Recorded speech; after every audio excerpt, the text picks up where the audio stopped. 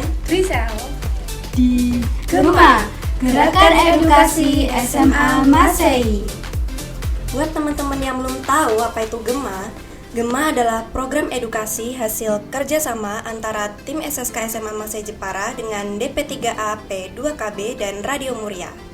Di program Gema ini kita akan belajar banyak hal menarik tentang isu kependudukan supaya semakin kita banyak tahu, makin kita berilmu. Nah, kali ini kita akan membahas dan belajar bersama sebuah topik yang menarik, yaitu tentang kenakalan remaja. Sila, aku mau tanya deh, emang remaja itu apa sih? Remaja adalah masa yang penuh dinamika, mulai dari pencarian jati diri, keinginan dicintai, hingga eksperimen terhadap batasan. Namun, tanpa pendampingan penuh, fase ini tuh berujung rentan pada perilaku minima remaja, mulai dari tawuran, narkoba, seks bebas, bullying, vandalisme, dan lainnya. Fenomena ini bukan sekedar fase dari masa muda, melainkan sinyal krisis yang memerlukan perhatian serius dari orang tua, sekolah, dan masyarakat. Oke, kita sudah paham ya bahwa fase remaja itu penuh goncangan dan mereka lagi mati-matian tuh cari jati diri. Nah, di tengah badai pencarian identitas inilah kadang-kadang mereka tuh salah arah. Disitulah kita mulai bicara tentang kenakalan remaja. Secara spesifik, apa sih definisi kenakalan remaja itu? Sini aku kasih tahu. Kenakalan remaja merujuk pada berbagai bentuk perilaku minima remaja, tindakan yang menyimpang dari norma sosial dan hukum, yang berpotensi merugikan diri sendiri maupun orang lain. Kenakalan remaja mencakup dari bolos sekolah hingga tindakan kriminal berat, seperti pencurian dan tawuran.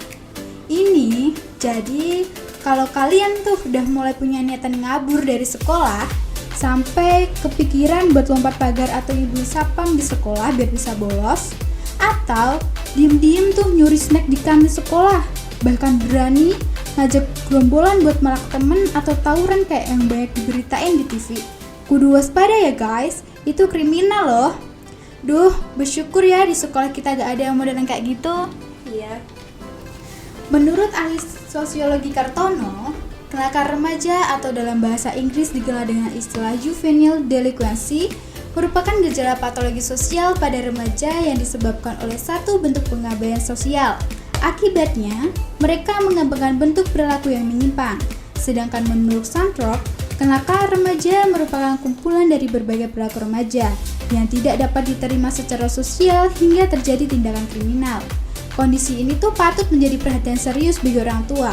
Jika dibiarkan, ini dapat berkembang menjadi kebiasaan jangka panjang loh, mengancam masa depan remaja, dan bahkan bisa merusak reputasi keluarga. Nah, benar banget tuh, udah gak ada manfaatnya, masih juga bikin malu keluarga. Ya kalau cuma dimarahin ortu atau dihukum, bayangin kalau sampai dicoret dari kakak, rugilah. Jadi please jangan dilakuin ya teman-teman. Nah, kita sudah dapat definisi yang jelas nih, bahwa kenakalan remaja itu intinya perilaku menyimpang. Tapi perilaku menyimpang ini kan banyak jenis macamnya ya. Bentuknya tuh apa aja sih yang paling sering kita temui di lapangan? Sini aku kasih tahu. Untuk kenakalan remaja, yang pertama, perilaku agresif, meliputi tawuran, bullying, dan kekerasan. Tawuran menjadi sorotan karena dampaknya yang luas bagi korban dan masyarakat, serta berpotensi berujung penanganan hukum. Nah, habis ngomongin perilaku agresif yang isinya tawuran, bullying, sama kekerasan yang bikin banyak korban, sekarang kita gas masuk ke contoh realnya nih, biar nggak teori doang. Sini, ini ada kasus beneran yang kejadian sama anak remaja. Ceritanya tuh lumayan heboh, jadi siap-siap aja ya. Jadi ceritanya awal 2025 di Semarang, bukan di Jepara, 2 geng anak remaja umur 15-17 tahun pada ribut gegara masalah sepele di sekolah. Awalnya cuma cekcok kecil di sekolah soal eskul, lama-lama jadi geng war beneran dan ngajak teman-teman dari luar sekolah. Parahnya, ada yang sampai bawa kapak mini sama tongkat. Fix, udah bukan debat biasa. Akhirnya, satu anak kena luka parah di dada dan harus dilarikan ke rumah sakit. Terus polisi langsung turun tangan dan boom, 8 anak berhasil diamankan. Intinya masalah kecil kalau dibiarkan dan dibawa dengan emosi bisa meledak jadi drama gede yang ujung-ujungnya nyangkut hukum. Yang kedua, penyalahgunaan zat, termasuk penggunaan narkoba, alkohol, dan rokok. Nah, ini bagian yang harus amat sangat dihindari. Remaja rentan terjerumus karena rasa ingin coba-coba, tekanan kelompok, dan pencarian pelarian terhadap tekanan hidup. Jenis narkoba kan banyak banget ya. Nah, sekarang targetnya tuh bukan cuma anak-anak muda atau dewasa. Kalian pernah denger gak kasus viral dan bikin kita panik itu adalah anak SD dikasih permen dan ternyata adalah bahan kimia berbahaya alias narkoba. Bener banget tuh, bayangin deh anak SD yang polos lagi main terus tiba-tiba dikasih permen sama orang yang dia dikenal. Siapa coba yang gak mau? Permen itu kan treat favorit anak-anak. Yang ketiga, perilaku seks bebas. Seks bebas atau hubungan di luar pernikahan tanpa perlindungan semakin mudah diakses lewat internet. Hal ini berisiko tinggi bagi kesehatan reproduksi dan emosional remaja. Topik ini juga pernah dibahas teman-teman kita loh di Gema episode sebelum ini terkait reproduksi wanita dan bahaya pernikahan dini bagi remaja. Jadi, kalau kalian mau tahu lebih lanjut, boleh cek ya di channel Radio Mulia. Yang keempat, pelanggaran hukum ringan, vandalisme atau perusakan fasilitas umum, dan pencurian kecil, contohnya mencuri uang jajan atau barang sepele, menjadi awal mula kenakalan yang lebih serius. Yang kelima, pelanggaran aturan sekolah, bolos, tidak disiplin, serta merokok di lingkungan sekolah menjadi pelanggaran yang tampak remeh tapi memicu penurunan prestasi dan ketertiban sekolah. Yang keenam, cyberbullying seperti intimidasi lewat media sosial alias cyberbullying sering tidak terlihat secara langsung, tapi dampaknya serius terhadap psikologis korban. Setuju banget tuh. Jadi, buat besti-besti di rumah, yuk jadi netizen yang gak gampang toxic dan emoji itu powerful loh. Pakai love aja ya, jangan bikin orang overthinking. Nah teman-teman, barusan kita udah spill nih beberapa bentuk kenakalan yang sering kita dengar. Tapi kan gak mungkin ya mereka tiba-tiba bandel tanpa sebab. Pasti ada kenapanya di belakang itu semua. Yuk bongkar satu persatu faktor-faktor apa saja yang menyebabkan terjadinya kenakalan remaja. Yang pertama nih, ada faktor internal dari individu. Di sini ada 2 poin, yaitu krisis identitas dan kontrol diri yang lemah. Jadi, krisis identitas adalah perubahan biologis dan sosiologis pada diri remaja yang memungkinkan terjadinya 2 bentuk integrasi. Yang pertama, terbentuknya perasaan akan konsistensi dalam kehidupannya, dan yang kedua, tercapainya identitas peran. Kenakalan remaja terjadi karena remaja gagal mencapai masa integrasi kedua. Lalu kontrol diri yang lemah, remaja tidak bisa mempelajari dan membedakan tingkah laku yang dapat diterima dengan yang tidak dapat diterima akan terseret pada perilaku nakal. Begitupun bagi mereka yang telah mengetahui perbedaan tingkah laku tersebut namun tidak bisa mengembangkan kontrol diri yang untuk bertingkah laku sesuai dengan pengetahuannya. Remaja dengan kontrol diri rendah cenderung melakukan agresi dan perilaku impulsif. Ditambah masalah emosional dan kurangnya pemahaman konsekuensi juga bisa memperburuk situasi. Lalu yang kedua, faktor keluarga. Jadi, keluarga adalah lingkungan utama pembentuk karakter. Kurangnya perhatian, broken home, pola asuh yang salah, seperti keras atau terlalu permisif, konflik orang tua, dan minimnya komunikasi menciptakan ruang bagi kenakalan. Ini juga banyak terjadi ya. Bahkan beberapa yang pada ngebully itu tuh awalnya juga dari sini. Sadar atau enggak, keluarga sebagai support system sangat memiliki pengaruh penting dalam pertumbuhan emosional remaja. Kita nggak bisa mengubah keadaan orang tua kita, tapi melalui kesadaran diri serta support lain dari lingkungan seperti komunitas rohani dan lingkungan pertemanan yang sehat, juga adanya orang dewasa lain seperti mentor yang dapat mendampingi, kita bisa bertumbuh sebagai remaja yang lebih sehat. Lalu yang ketiga, faktor lingkungan teman sebaya.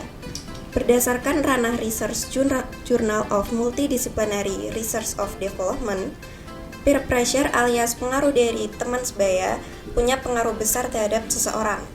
Remaja akan meniru rekan sebaya untuk diterima, bahkan jika perilaku itu negatif. Jadi kalau ada yang bilang gak boleh pilih-pilih teman, menurutku itu pernyataan yang kurang tepat ya teman-teman. Yang gak boleh itu pilih-pilih dalam berbuat baik. Urusan respon orang itu belakangan ya. Tapi kalau urusan teman itu harus pilih yang baik. Karena kalau kamu pilih-pilih teman, bisa jadi hidupmu berantakan loh. Makanya harus pintar pilih-pilih teman ya. Lalu yang keempat, faktor lingkungan sekolah. Sekolah tanpa pengawasan baik, iklim belajar yang tidak kondusif, dan adanya bullying internal dapat meningkatkan resiko kenakalan remaja. Lalu yang kelima, faktor lingkungan sosial dan media. Lingkungan yang mudah terpapar kekerasan serta normal sosial longgar, termasuk pengaruh negatif media sosial atau internet, dapat mendorong remaja menjajal perilaku menyimpang tanpa rasa takut. Wah, gila sih.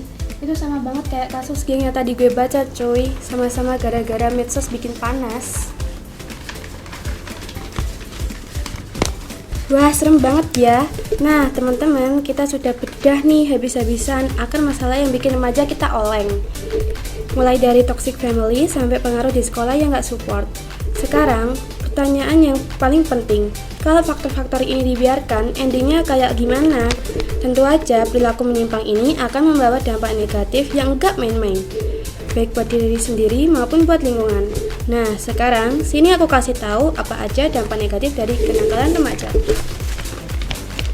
Dampak negatif kenakalan remaja membawa dampak yang luas, bukan hanya bagi perilaku itu sendiri, tapi juga bagi keluarga dan masyarakat. Ini dia sejumlah dampak negatif dari kenakalan remaja.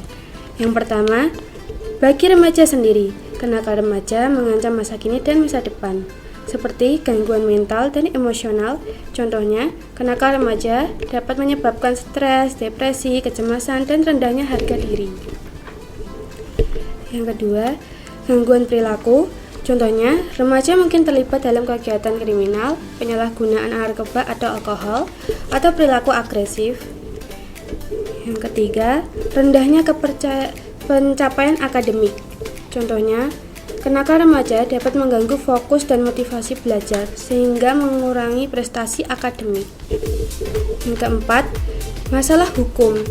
Contohnya, tindakan kenakalan remaja dapat berakibat pada masalah hukum, pengendalian remaja, atau catatan kriminal. Yang kedua, dampaknya bagi keluarga. Mengalami tekanan reputasi, perasaan malu, dan kehilangan keyakinan terhadap kemampuan mendidik anak juga bisa mencoreng kehormatan nama baik keluarga. Yang ketiga, bagi masyarakat, tawuran, mengganggu ketertiban umum, vandalisme, merugikan publik secara material, bullying, menimbulkan ketidaknyamanan sosial, dan biaya penanganan kriminal meningkat. Jadi, jika dibiarkan, efeknya terhadap stabilitas sosial bisa panjang. Ngeri banget ya guys dengerin semua dampak negatif tadi. Intinya, kita nggak bisa tuh cuma nonton aja. Kalau kita sudah tahu semua faktor penyebabnya dan kita sudah tahu betapa parahnya dampaknya, sekarang saatnya kita bertindak. Kita nggak mau kan terjerumus? Jadi sekarang mari kita bahas apa sih peran kita semua, mulai dari orang tua sampai lingkungan dalam upaya pencegahan kenakalan remaja ini. Upaya pencegahan kenakalan remaja. Berikut adalah beberapa peran penting yang dapat dilakukan dalam membentuk remaja yang sehat dan bertanggung jawab.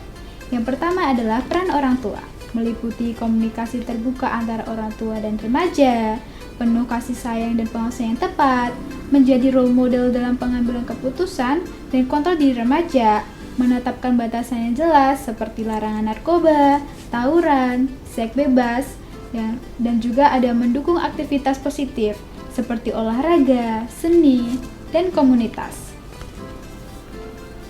Nah, untuk peran sekolah nih, yaitu ciptakan lingkungan yang aman dan positif, implementasi program anti-bullying dan konseling, dan sediakan pendampingan psikologis untuk siswa rentan. Yang ketiga, peran masyarakat. fasilitasi kegiatan positif remaja seperti olahraga, seni, dan bakti sosial, kawal norma sosial positif, dan kontrol peer pressure, libatkan pemerintah dan lembaga dalam advokasi remaja sehat. Wah, waktu tak terasa ya, perbincangan kita hari ini benar-benar seru dan banyak sudut pandang baru yang muncul. Tapi sebelum kita benar-benar mengakhiri episode ini, aku mau memberikan sedikit kesimpulan. Jadi, kenakalan remaja dalam bentuk perilaku menyimpang seperti tawuran, narkoba, seks bebas, bullying, dan vandalisme merupakan tantangan serius yang disebabkan oleh kombinasi faktor internal dan eksternal. Dampaknya cukup luas karena bisa merugikan remaja sendiri, mencoreng keluarga, dan mengguncang masyarakat. Nah, kalau menurut aku nih, solusinya kita semua nggak boleh cuma nyinyir atau ngejudge doang ya. Kuncinya ada di komunikasi dua arah yang fun dan pengalihan energi. Ajak mereka ngobrol dari hati ke hati, kasih support buat skill dan passion mereka, biar energi overload-nya itu tersalurkan buat hal-hal yang positif dan cuan. Jadi, jadilah support system yang baik bagi mereka ya. Nah, kalau dari kamu sendiri nih, Sal, ada nggak pesan atau saran buat teman-teman yang nonton? Aku punya pesan sih buat kalian, jangan bikin hidup jadi kayak film aksi gara-gara ikut kenakalan yang nggak penting. Mending pilih circle yang waras, jaga diri, dan pakai medsos dengan otak biar nggak keciduk drama. Hidup tuh enak kalau kita nggak nyari masalah. Aku juga punya satu pesan nih buat teman-teman di luar sana. Untuk selalu berpikir jernih, memilih teman yang baik, dan mengisi waktu dengan hal yang positif agar terhindar dari kenakalan remaja. Penting juga untuk menjauhi narkoba, kekerasan, dan hal-hal negatif lainnya, serta mengendalikan diri dan berani berkata tidak pada hal-hal yang dapat merusak masa depan. Itulah akhir pembahasan kita hari ini. Semoga ada banyak hal yang dapat kita tangkap dan pelajari bersama. Mohon maaf apabila ada salah kata dari apa yang telah kita sampaikan sepanjang program ini. Kami mohon undur diri dari ruang dengar dan jangan lewatkan program Gema di minggu depan di hari dan jam yang sama. Terima kasih sudah mengikuti program ini. Sampai jumpa kembali minggu depan. Tuhan Yesus memberkati.